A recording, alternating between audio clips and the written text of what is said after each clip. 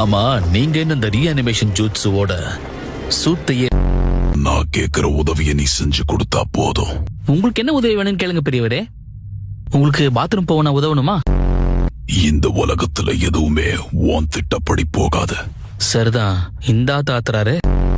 இங்க பாரு, இதுதான் இயற்கை. இவர்கிட்ட லேசா பேச்சு கொடுத்ததுக்கே இன்னைக்கு பூரா பேசி இம்சை பண்ணுவாரு போல இருக்கே. நாங்க தான் இங்க உன்னை பாத்துக்க போறவங்க. யாராவது ஒருத்தர் பேசுங்கயா, கோரச பேசி கடுப்பேத்திட்டு. அவர் காவலுக்குன்னு விட்டுட்டு போன பொம்மைங்க ரெண்டும் சேர்ந்து இங்க இந்த கத்து கத்திக்கிட்டு இருக்கு. இவரு எப்படி அங்க நிம்மதியா தூங்கிட்டு இருக்காருன்னு தெரியலையே.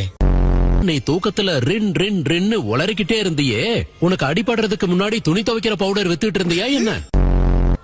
தம்பி, எங்களுக்கு ஒரு சந்தேகம் இருக்கு, கேக்கட்டுமா? கேளியா. வயத்த கலக்கிறப்ப உனக்கு எப்படி இருக்கும்னு சொல்ல முடியுமா? பிளீஸ். ஏயா கக்காஷி பத்தி கேப்பீங்கன்னு பார்த்தா கக்கா போறது எப்படின்னு கேக்குறீங்களா? உங்க ரெண்டு பேருக்கு வெக்கமா இல்லையான்னு கேக்குறேன்.